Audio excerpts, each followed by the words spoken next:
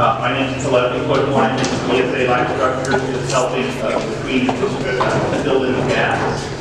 We're hoping on our agenda to have Tim Boschi will be introducing our keynote speaker. Then we'll have a quick break. We'll have a intense roundtable discussion. It'll probably bring tears to some people. The eye is very intensive. And then we'll take a break for lunch. So we're going to have a fun morning. I'm going to pass it over to Tim Boschi to introduce our keynote speaker. Good morning. Thank you all for joining us. We're excited you're here. My name is Tim Boschi. I'm an architect with LifeStructures, and I serve as the Chief Design Officer for the firm. As Kelly said, I'm here to introduce Dr. Aimee, Allbritton. We've had the privilege of working with her. We had the privilege of working with her several years ago in designing Memorial's Health Center for learning innovation. We refer to it as the MCLI. You're going to see a little bit of that today.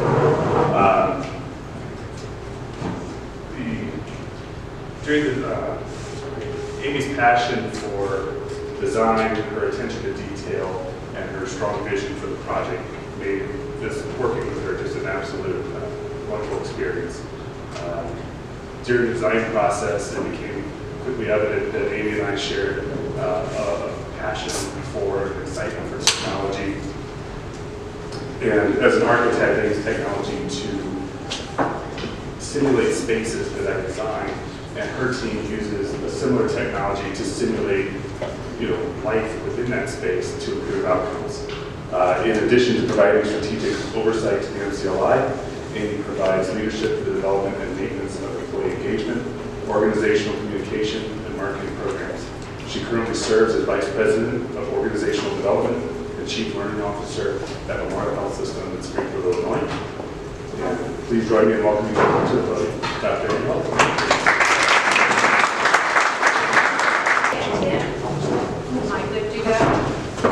Okay, perfect. So as Tim said, my name is Aimee Allbritton, and I do have the honor of serving as the Vice President of OD and the Chief Learning Officer at Memorial. This is actually my 19th year with Memorial Health System, and one of the really significant opportunities that I've had during my time there was to oversee the design, construction, development, and now the implementation of our Memorial Center for Learning Innovation. So I'm excited to share some information with you about what that looks like. So I'm going to pull this up and we'll take a peek. First, I want to help you understand a little bit about what the MCLI is, some of what we offer, and really importantly, understand how that plays into our opportunity to improve the patient experience and the employee experience through this innovative approach that we've taken to learning. And this is the MCLI's before picture, if you will, right? So this is what it used to look like. It was like many of you, just a parking lot that we used around our campus. And we started having some dialogue. We had some interesting opportunities within our organization. We were expanding our surgery area and actually taking out our current conference center. We wanted to expand our surgical skills. We have really grown our learning and development functions, and like many of you, we had classrooms in basements and in kind of random corners all around the health system. And so the idea came forward of what if we pulled all of this together and really came up with a form and a function of what we want to accomplish from a learning and innovation standpoint. So as we looked forward, we went through that process that you do of going from concept to execution. And I think it's important to just understand a little bit about how we go through that. So I think first and foremost, we make sure that we engaged a number of different partners in those processes. So we are associated, the SIU School of Medicine is on our campus. And so we have the medical school associated with that. They were a key partner. We also have the Springfield Clinic, which is a 400 physician specialty group that's in our community, also on our campus. And then taking a look at what our employee needs were, what the student needs were in our community, everything from junior high to high school to college programs, and really started trying to understand what it was that we wanted. We went through an understanding and analysis of current utilizations. What was everything we were currently doing went through the process of creating a business pro forma of thinking, if we created a space like this, how would we use it? One of the great opportunities I had with DSA was to go around and do a number of different site visits. So we actually went to places all around the country. I had the opportunity to go to North Shore, which is now Northwell, went down to Florida, did a site visit in California, actually came over to IU to go to Fairbanks, went to 4 or 5 places in St. Louis. Tim and I can actually justify that we went on a site visit to a casino. Ameristar Casinos actually has a really great conference center, so we checked that one out. And so we went to a lot of different places to see what other organizations were doing. And when I was on those site visits, I asked a lot of questions. The question that probably informed the most the design that you're going to see is, what would you do differently if you had it to do all over again? Right? Because those were the things that I wanted to make sure were my lessons learned that I could implement in our design and in our approach. So then once we started doing that and kind of nailing down what we wanted, we went through and started outlining objectives for each space. And one of the things that we realized is that we were not creating any 2 spaces that were alike within the MCLI. We ended up with a variety of different spaces. So what do we want to accomplish in them? The difference between knowing would this room be used for 8-hour days or 2-hour days, because that depends on what kind of chair you're going to put in that space. So we went through all of those different iterative processes, came up with what the required features were for all those spaces, and then really started synthesizing all these ideas into design and started putting it into play and what could that look like. We tested a lot of ideas with our user groups. We tried out a lot of things. Tim was teasing me last night at dinner because I actually made a boardroom table out of cardboard and duct tape and called him on a Saturday morning to FaceTime him to ask him to look at my cardboard duct tape table to see how it was going to work in that space and if we needed to make some adjustments. So we did a lot of testing and designing and kept going back and revisiting the design and refining it and changing it and updating it. And then those started to turn into like real life documents and spreadsheets. So we started using drawings and equipment lists and coming up with specifications of what we needed. And we just continued that cycle. So it was continuous discovery, synthesis, evaluation, and back into refinement. And we kept going through that. And that was a bit of a lesson learned for me. I'm a pretty linear person. I like to get things done. I'm a high achiever. I want to move forward. So the idea of steps forward, turn around, go back, do it again, steps forward, was something that we had to get used to and recognize that that was going to get us to our end result. During the process, we often quoted Peter Senge, not like I sit around and read the Fifth Discipline just for a good time, but when I was in school, we used to read that a lot. And one of the things Senge always said was you have to go slow to go fast. And so that was part of what we thought about in this process, is how do we slow down, take the time to plan, and make sure we end up with what we need. The other big element for us was understanding from a strategic planning perspective what we were trying to accomplish with the MCLI. So in OD world, there are really 4 different types of strategic planning that you can do.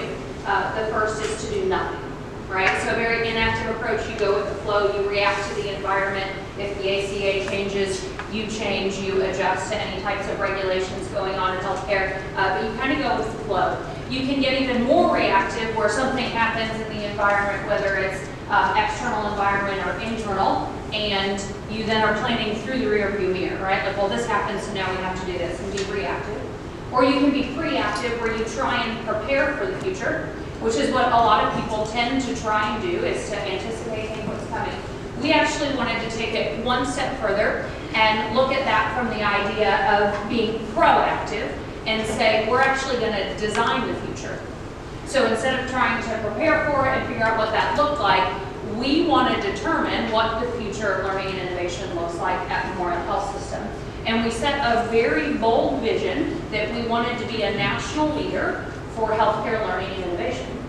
Now, coming from Springfield, Illinois, a town of about 150,000 people, a health system that just has 7,000 employees, that's a really bold aspiration to want to do that, but that's what we set out to do. We made a determination that our patients, our families, and our employees deserve nothing less than us trying to be a national leader in that space. And so I'm excited here in just a few minutes, I'm going to share with you some of those opportunities.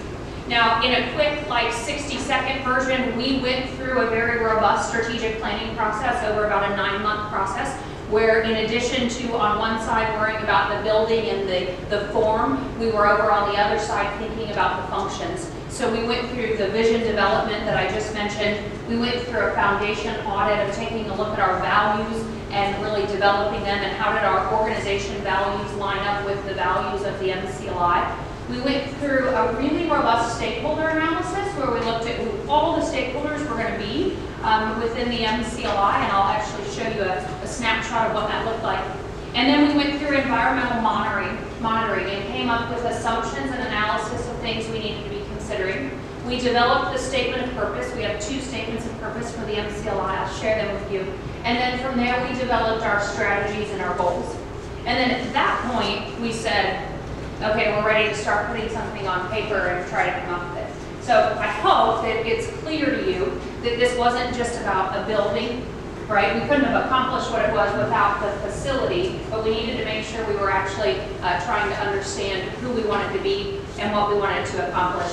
So just a couple of slides that kind of give you an idea. This is that stakeholder analysis we went through where we tested to see what's the importance of this person's level of involvement and commitment to what we're doing, and what is the investment that we need them to have, and where do we think that they're at right now. And then based on where people fell, then that's what we determined over that next year of how we engaged with them. So you can actually see, if you take a look here in our stakeholder analysis, importance and investment, look at the far right, you'll see O'Shea, which was our construction, BSA, our architects, and then ZDI, which was our technology company that did the technology in the building. So high in level of investment at that point, very high level of importance that they were right there with us in this process. And so those were the types of relationships that I had to continue to manage. Whereas you could see some of them I just needed to monitor, like academic affiliations in the schools that come to us. I just needed to monitor them. Others I needed to keep informed through the process. So this was a really helpful exercise in understanding where the time and energy needed to be spent. And then we went through the process of developing from an environmental monitoring what were our macro assumptions, micro assumptions, and then internal assumptions that we did. And I won't go through all of them, but you can just get a sense from a macro assumption. We were looking at, we knew that healthcare reform was moving forward. None of us knew or still know exactly what that was going to look like. So it was something we would need to continue to monitor and pay attention to. We had micro assumptions related to our market competition and some of our key partnerships.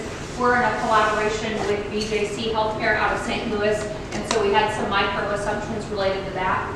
Internal assumptions that we had was, one was that the organization would continue to provide the resources from a financial standpoint, a time standpoint to be able to do this. The leadership is actually interesting. Our CEO made me put that on there, and that's actually a box for me. So that was like, you'll stay here and see this thing through, right? Like, that's exactly what that box was, and absolutely, of course.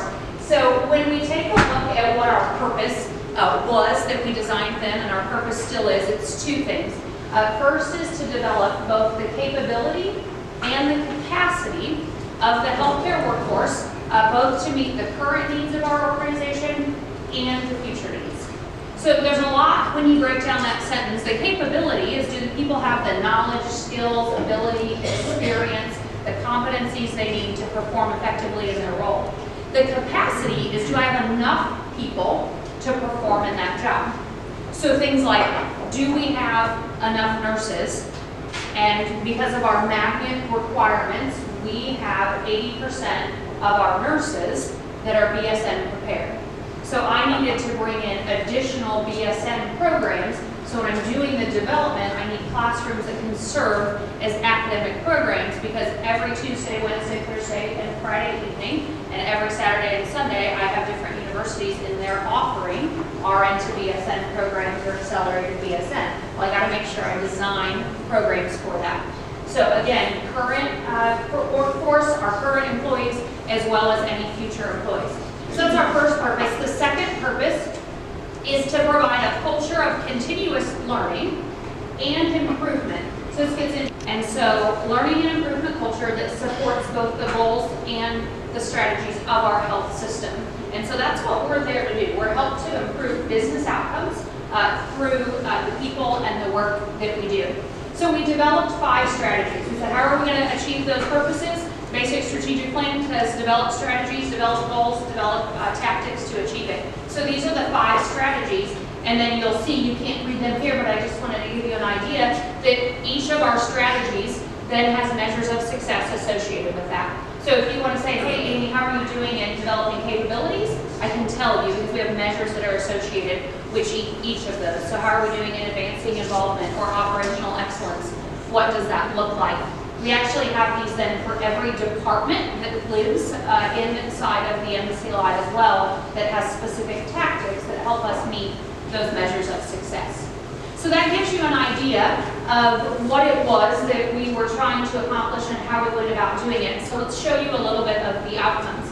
Probably important to recognize that the Center for Learning Innovation was part of a larger project, a $150 million construction project that our health system called Advancing Care by Design.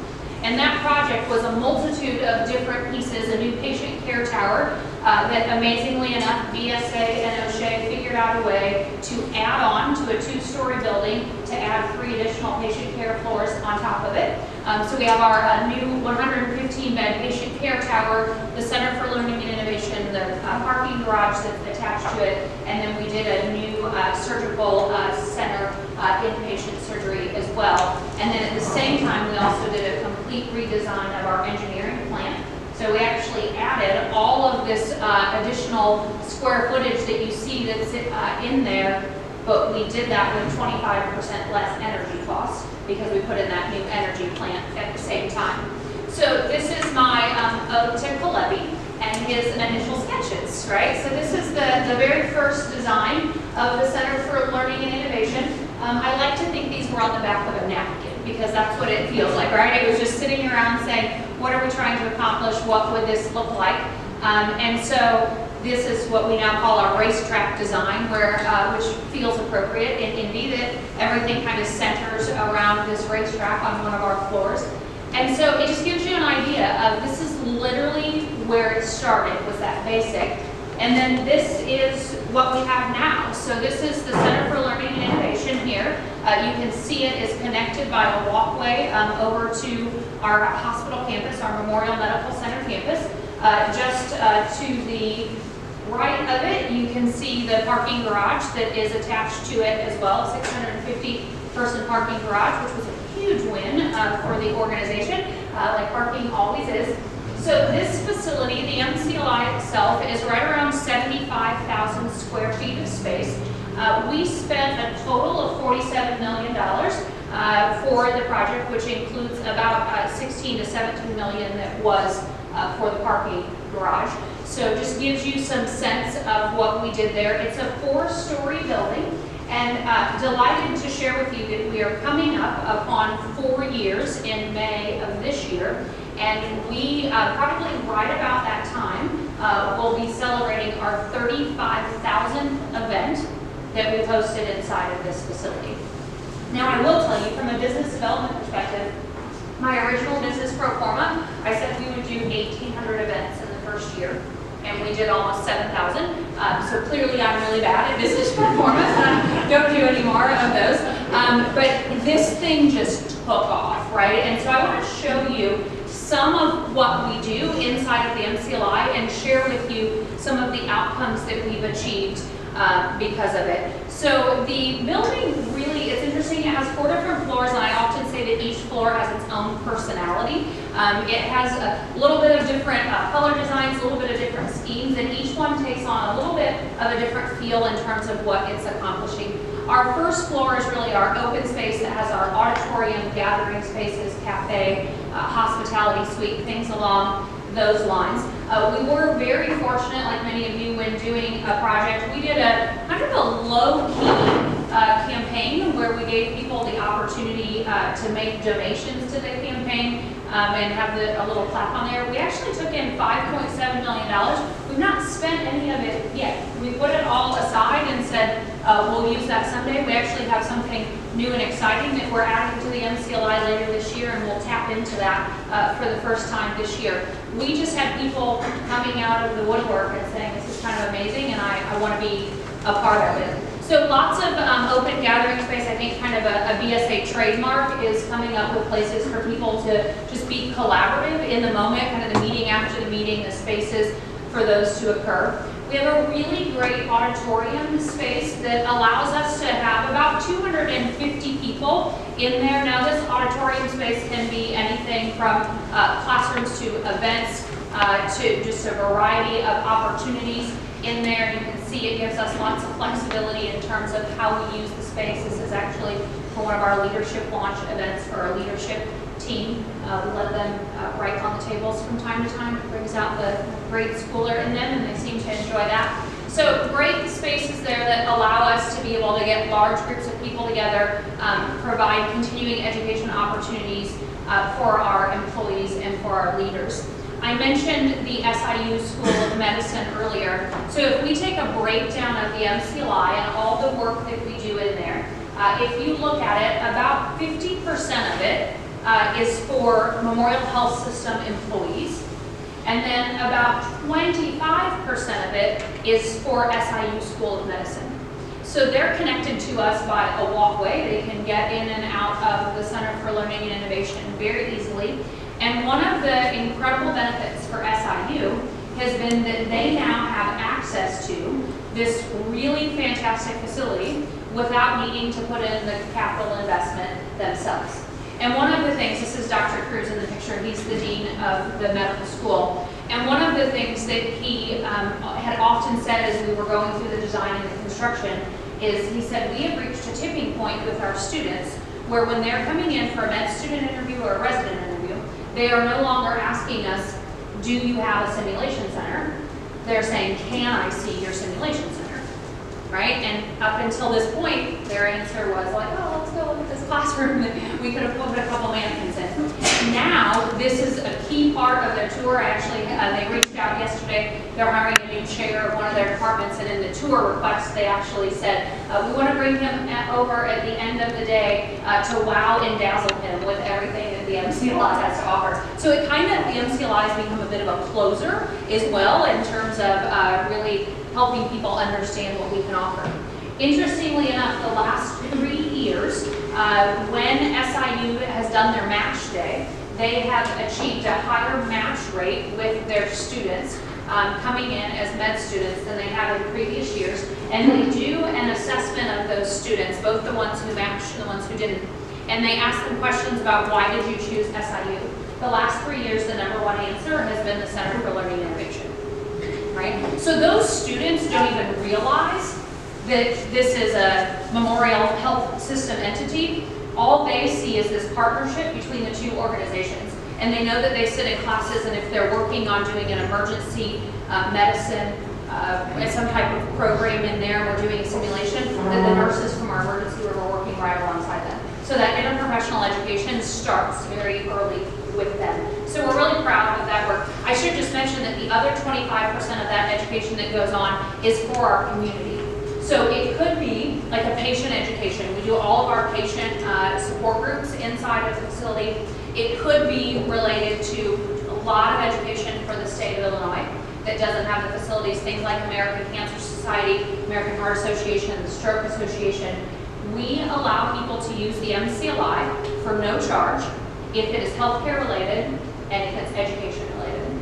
So people can come to us, we allow them to use that space, and then it contributes to our community benefit, but it also then helps people understand the capability and capacity of our health system and what we can do. So some really unique opportunities available to us through having that auditorium space available. Now when you move up to our second floor takes on a little bit of a different feel with some larger classrooms, some different environments in there. That's where our boardroom is at. All of my OD team, there's about 40 people that are that do their work and live in the MCLI that are back in those spaces. And throughout the space, again, no two classrooms that are the same. So like this particular classroom, 120 person classroom. And this is where I think the details become really important. We spend a lot of time looking at this room and saying, if we're going to do this space and people are going to sit here for 8 hours, let's give them some really good chairs. Let's make sure that the edges of the table have a comfort edge on. Let's make sure that we're designing the space. Every chair has its own power plug and USB port inside of it. 1,400 of those inside the MCLI, so that you're never that far away from being able to connect in. So just some really great spaces. We also made sure intentionally that we built in bariatric options into all of our seating in a very casual way. So you won't ever find like, oh, here's the bariatric chair, we need to bring it over. You'll find them embedded into every row. And so we did that just from a sheer giving people the grace and the space that they need to have in that facility. So you can see the idea of when these rooms are in use and the activity that goes on in there. Again, getting into some of the details like acoustic paneling and building it up 2 feet so that there's never a bad seat in the house. So you get kind of a real small kind of theater feel inside of there. Now, throughout this space, as we utilize the MCLI and be able to communicate, we were also really intentional in making sure that we can focus on collaboration, innovation, education, and communication. So really basic things like making sure that maybe in an original design it tells you that you only need to have X number of inches between a front table and a back table. Well, we put more room in so that one, people could walk behind them without feeling like they were knocking into them, and two, that people could turn around and work with the people behind them. Right? So just little things that we thought about of how do we make the space more functional for us. And then looking at those elements of how do you build your culture in. One of the things that we were not concerned about, but we just wanted to mitigate, was that the MCLI does have a bit of a different look and feel from the rest of the health system. And we wanted to make sure that our employees, our team, that they recognized that this is part of our health system. We're still connected. So we were very intentional in things like you see our logo here that represents patient care, teaching, and research on the wall. Just putting in, we have a great history wall I'll show you an image of that shows our 120-year history on display. So just making sure that when people were there, they still knew what they were connected to, and it didn't feel like it was too academic of an environment. So again, just seeing some of those spaces and things that we've utilized throughout the building, really functional. But one of the great things is like we have a boardroom that last week we taught how to handle workplace violence in for our employees, right? So we don't kind of niche anything and say, well, these are only the things that happen here. We use the space however it's needed. We also did a lot of work to make sure that our spaces were multifunctional. So instead of traditional technology rooms with computers out on the table, I said, well, what if I want to use that room today and have computers today, but then this afternoon that same class is working on something and they don't need them. So you've got these flip designs and we put all the things that you need, like bedside barcode scanning, and all that same technology is available in these spaces.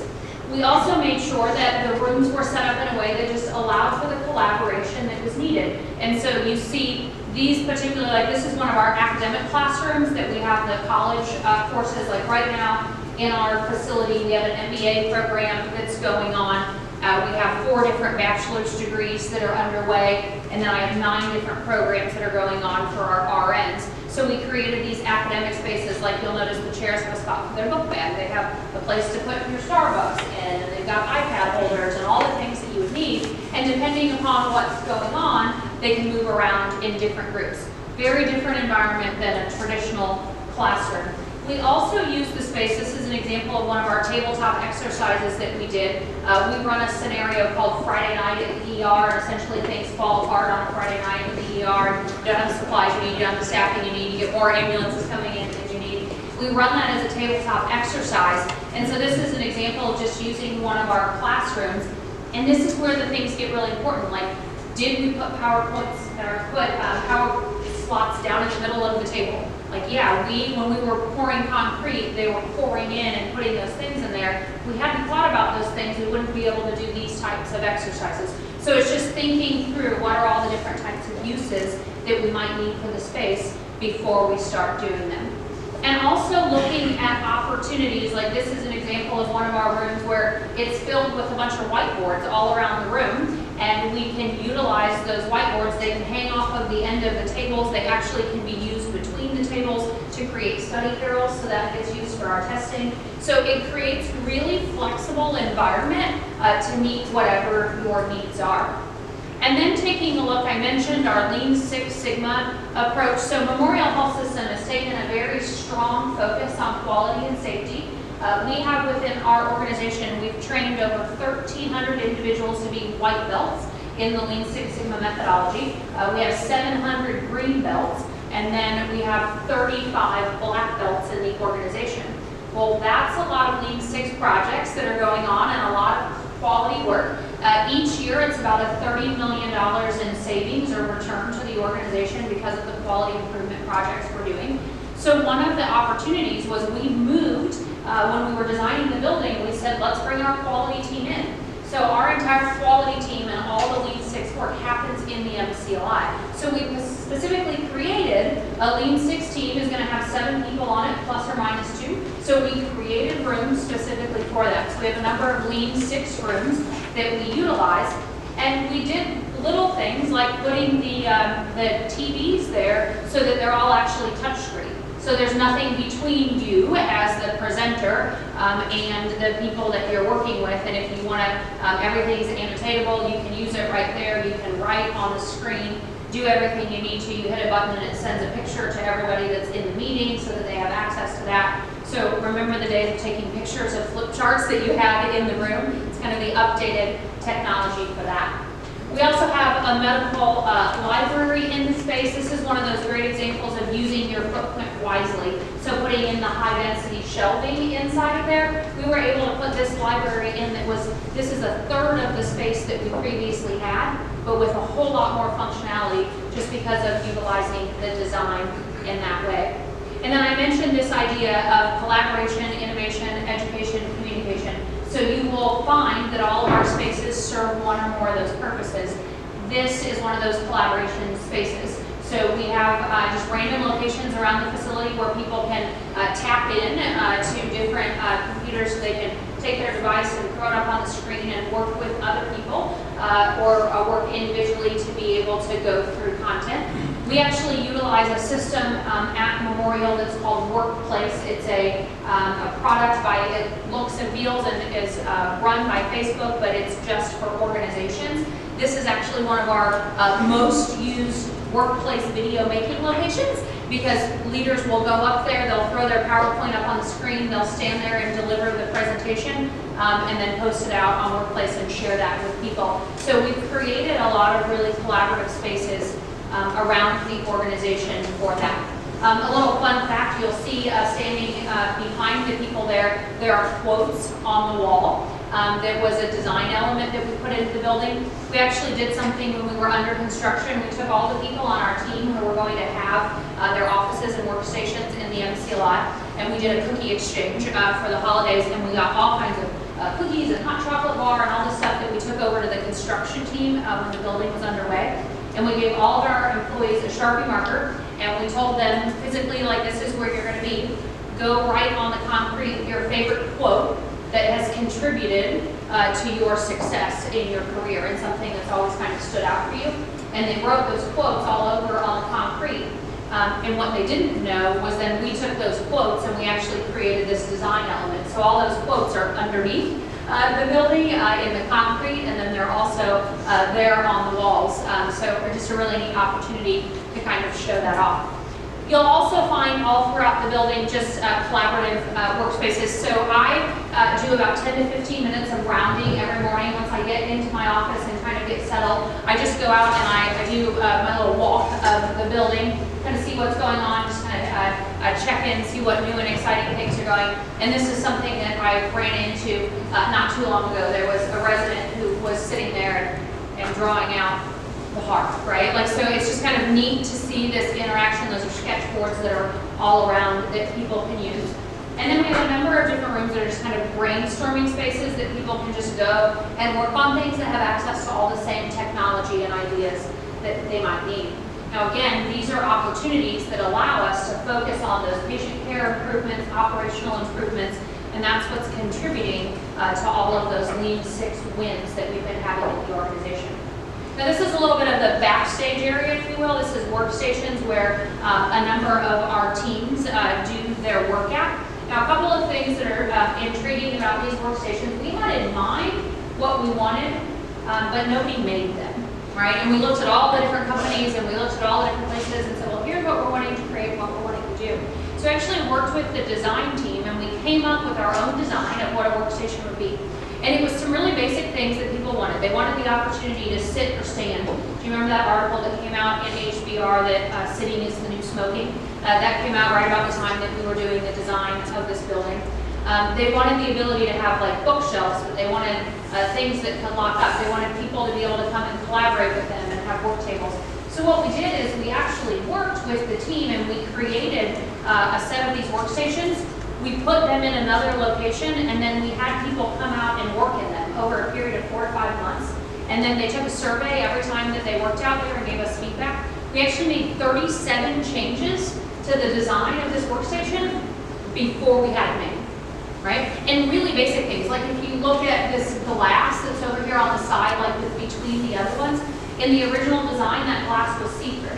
Well, if you're at a standing workstation, and the other person's in a standing workstation, you're actually like staring at each other, right? So just the idea of putting in this frosted glass so that you're not like sitting there, looking eye to eye at someone when you're doing your work. So lots of design ideas that the team came up with in order to how to improve that. Also interesting, we did the exact same thing. I mentioned we were building that patient care tower at Memorial. Patient care tower had 114 patient care rooms in it. We had the 115th or the first, depending upon how you looked at it. We built that in the MCLI. We had it open about 7 months before we opened the patient care tower, and we utilized that for simulation. That's where we figured out where we wanted to store our materials. We actually made some changes to some of the surfaces, the cabinets, where the handles were on different things, how deep the drawers needed to be for the materials out of central supply. So we utilized that as a testing ground. So that way, we then fixed it once, instead of going in and opening a patient care tower and then realizing like, hey, did anyone realize that those materials don't actually fit in that drawer because they're an inch too short? So we made all of those changes before we then did the 114 patient care rooms that we had over there. So just some examples of how we utilize that design and kind of iteration. I will tell you from the employee engagement perspective, that was really significant as well. Because you can imagine what it feels like to be asked about the space that you're gonna do your work in and get to be a part of that design. So that just gives you an idea of what some of that space looks like in there. And then some of our office spaces as well in the design there, some of those same elements of creating think spaces within there where you just kind of have another place to go be able to sit and do your work, and silly things like that's a table, but it also doubles as a footstool. So when I feel like just sitting in the corner on my laptop and kicking my feet up and doing my work, I can. So it just creates some really flexible spaces for us. One of the great things that I remember about working through this process is at one point I told Tim that I wanted to have a trophy case in the MCLI. And he was like, okay, well, we can do that. Where do you want to have it at? And I said, well, I think I'd like to do it on the second floor, which is where my team and all the offices are. And it'd be kind of neat to have it right out there. And he was like, okay, here's what I need you to do. I need you to go measure all your trophies and figure out, like, the depth of them and the width and what the height is. And then come back to me and I'll figure out from there what the footprint of your trophy cases look like. And I looked at him, I was like, Tim, I don't have any trophies. Like, I actually don't have any yet, like, but I want some, right? Like, I want us to get some external validation for what we're doing. So Tim graciously built me this trophy case, which amazingly enough is now full, right? So it's kind of neat to see, but I very specifically, he wanted me to go measure these things, and I was like, I don't know what you want me to, like, would it be weird to call people up and be like, hey, stop, what size that is? So there's our trophy case that has all of our items in it. So I really want to share with you some of the outcomes that we've had within our simulation center and how we've been able to impact the patient outcomes, market share, and some of the opportunities. So our third floor is all our simulation center. I always tell people that you better be prepared to smile, because when you cross through the doors of the simulation center, there are 76 different pan tilt zoom cameras that literally pick up every square inch of that space. Thank you. So when we go through there and look at that, inside of the SIM Center, we utilize two different types of ability to educate. We utilize standardized patients, which is the lady in the green. In this case, she was actually being the sister of a motorcycle accident victim. Notice the Confederate earpiece in her ear. And we utilize them, and they essentially have a role to play. And then we also utilize mannequins. And so mannequins range from low fidelity to high fidelity mannequins that we utilize, and that's how we do education. Now, why do we do simulation? Like many of you, it's to create a psychologically and physically safe environment where people can learn skills. We often focus on the things that are high risk but low probability, because those are ones you need to know how to do, and we need rote memory to kick in when that happens.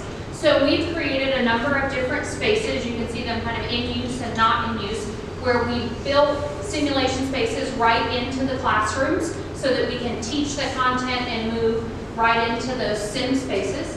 We've also set it up in such a way, this is that patient care room that I mentioned that allows us to utilize both the standardized participants and the mannequins. We do have that racetrack feel, so from the inside we can see everything that's going on in all those simulation spaces.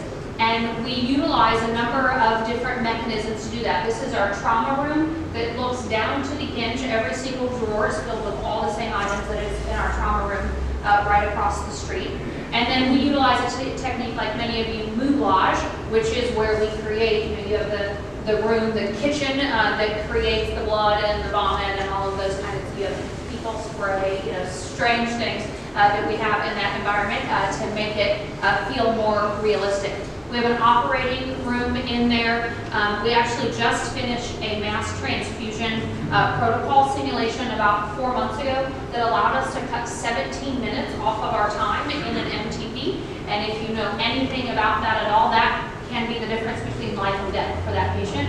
We actually had an MTP just about a month ago, and the team ran that flawlessly. We were able to fix a number of issues in the current process and get those in place for the patient. That's a pretty significant. We had a 34-year-old that had an MTP during surgery, and the team said by far smoothest one they've ever had because of those changes they put in place through the simulation. And so this is actually an image of when that MTP was going on. We do have a cadaver lab, so we use a mix of simulators and cadavers in the facility. This is Victoria. Some of you may have her. She's magical. She gives birth 6 different ways. Didn't even know that was possible until we saw her. She's pretty good. She follows you across the room with her eyes, so she's kind of creepy. She's got a piston system in her, and we drive her labor and delivery by our iPad system. So she's given birth there this day. She has twins. Her record is actually 19 in one day, so she's pretty amazing. And why do we do things like that? A shoulder dystocia case comes into your emergency department, and both mom and baby are at risk. I need emergency medicine physicians, every person in the ER, to know what to do when that case happens. So we'll run shoulder dystocia cases. We'll run, we just did emergency C-sections last week up in our surgical skills lab, and they learned the skills and the things that they need to do along with that. So this is Super Tori. She's actually our baby, also run by a computer. There she is there. She's actually going to cry for you. So Super Tori is run wirelessly, sometimes just for fun. We randomly leave her in places around the MCLI and just see what we can do. So she looks, feels, acts like a real baby. But this is the type of thing we use for our neonatal resuscitation course. So you have those are our high fidelity simulators we have all throughout the facility. We also have a house inside of the MCLI, a patient care home. Now, why do we do this? We have a hospice group, we have a home services group, we have in-home physical therapy. And when we started the MCLI, we had about 450 what I would call first responders, firefighters, paramedics, police officers, EMTs. We had about 450 of them who used Memorial Health System's protocols in order to provide care in the streets or in the home. Since we have opened the MCLI and began providing no-charge education to all of those individuals, we are now up to 1,500 EMS providers. Our city's fire department and Springfield department, who had been with our competitor hospital for over 40 years, moved over to our organization. and our market share in our ambulance visits has increased by 19% during that time. So some really significant volume increases we've seen. And the EMS providers will tell you, because of the connection to Memorial and the education they've gotten there, it's what helps drive them. They now use our protocols. So this is our house. It's what you would expect, a bedroom, bathroom, living room, a kitchen. This is on a good day. If you've ever done any type of home care, you know that's not what it looks like when you go into a patient home. So depending upon our scenarios, we do things like this. So there's a glass of wine, there's fast food out, the oxygen tank's laying on the floor. Tim actually noticed in the picture that the dog appears to be dead in this moment. You can see his feet. That's Mickey, our dog. He has his feet up there in the corner.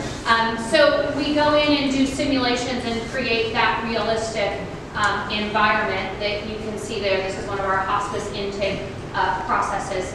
But we also use the room for things like our mom and baby room, right? So this is where they come. Much more comfortable environment for a new mom than being in a classroom, and this is where they get their education and use that space. We created a room. This was an idea we saw in one of our site visits that allows for 24/7 access to voice-activated mannequins for our employees to do their CPR checkoffs. So we allow open access to that. This is actually our chief medical officer doing his recently, and they get feedback through that system. As I mentioned, working with our EMTs, paramedics, and firefighters, we provide the education for them. We have an ambulance inside of the facility. This was an interesting opportunity to lift an ambulance through the air via a crane and move it into a building. It's on a hydraulic system so that we can drive it, make it move, hit potholes, turn corners, all those types of things, because starting an IV on a stretcher is very different than starting an IV in the back of a moving ambulance. So we have that inside of the facility. And then we work very closely with the police departments and fire departments. Just a few pictures from one of our most recent active shooter scenarios. This is one of the things we want to be most prepared for and never have to use. But we need these skills for our firefighters and our police departments to be able to work together. So this is an example of them securing the scene, going in, looking for the active shooter. Then the firefighters can come in and then provide the care that they need to the patients. And so we run through the scenario. We actually do this active shooter scenario every 3 months with these individuals. We involve our 911 dispatch as well as all the different groups in the community.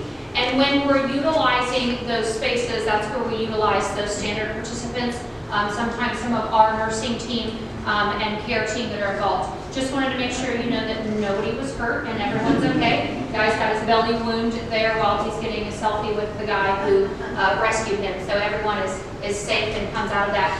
Also, just interesting, we wanted to share this picture. This is actually the Indiana National Guard. So we provide the education for the Illinois National Guard for their combat medic training, and recently the state of Indiana has been sending their team over to do that as well. So we've been providing that education for them. Interestingly enough, if you think about it, when we do things like that, conferences, events that we do, we're bringing into our community hotel dollars, revenue dollars into restaurants and the things in our area. So we've actually been quantifying that work. We teach the critical care EMT course. We're one of only 20 locations in the country where people can go to do that. It's a 3-week-long course. They're staying in our hotels, eating in our restaurants. Last week, we just finished the course. We had people from 11 states and 3 different countries who were there to get that class. So it gives you some idea. This is our Illinois State Police team. We do something called sim wars, where we feel like these first responders are very competitive. They come in and they compete with one another in different scenarios while there's several hundred people watching in the room. And they run through these different scenarios to see who gets the best patient outcomes, and then you win that little blood drop trophy. So it's a pretty exciting day. You see the very patient was very happy about being a winner there on the winning team. So just some shots of our backstage and what that looks like. That's one of our emergency medicine physicians. I don't know what he's saying in that Confederate, but he looks like he just did something that gave him a lot of joy there. And last night I was telling Kevin and Tim that question of if I had to do it all over again, the answer would be storage, storage, storage, right? There is never enough place. We probably had it in the beginning, and then as I was like, oh, I want this, it was like, let's take that storage space and turn it in here. So you have to get really creative with how you use the space you have. So we have things like every one of those is a different class. So if we're going to teach a class today, they just grab the tub and they go. And it has everything they need for those classes. When the class is over, they then restock it and you're ready to go. backstage technology suite. You can see all those cameras. We have a green screen in case anybody had dreams of being a weatherman. You can come and make your videos there. We do have a sound booth inside of there as well where we can create all of our audio files. And then this is our surgical skills lab that I mentioned on the 4th floor, cadaver lab. We utilize a system called Sensor, which is where we track events that happen in the organization. And anything that's a high-risk event, a possible sentinel event, a near miss, a risk, or anything where we feel like there's an opportunity for education. We had our emergency department physicians came forward and said, we have been seeing more and more injuries related to rings getting stuck on people's fingers, and is a Dremel tool really the best approach to how to do that, and should we develop a protocol for that? So we dipped our hands in the skin machine, made models, brought the physicians in, taught them how to use that. We had a rash of incidents of people getting stuck up their noses lately. So we brought in all our pediatricians and taught them how to do that. We had a baby who almost lost its toe because mom's hair got wrapped around the baby's toe inside pajamas.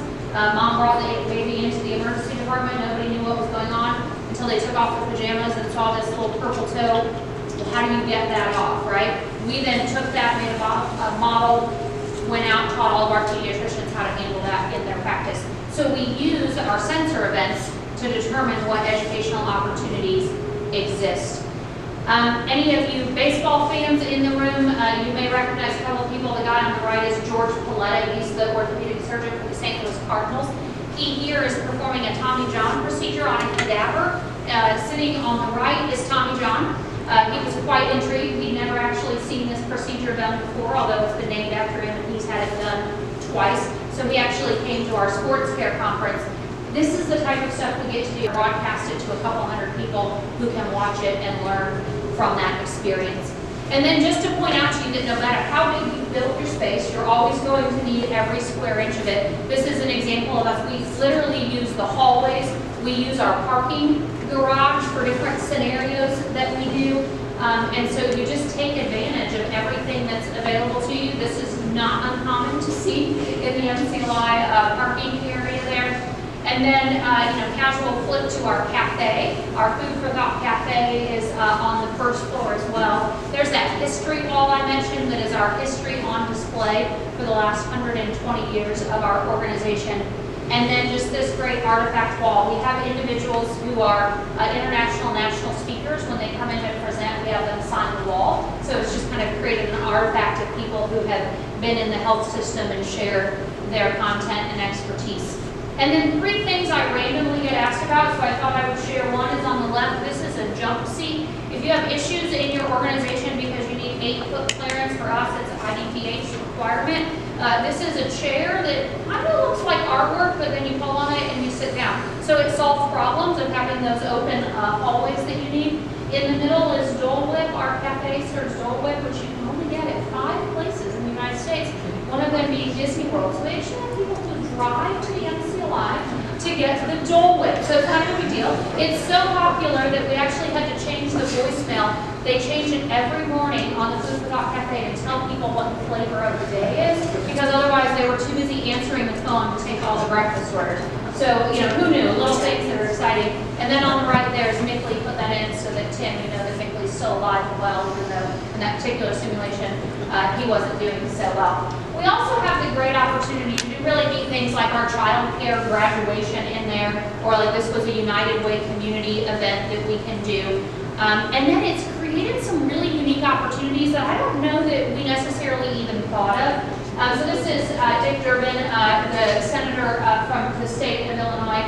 And this is one example. Durbin has been to the MCLI 11 times to do press conferences about different things that are going on. So we are now his place, right? This is where he comes to.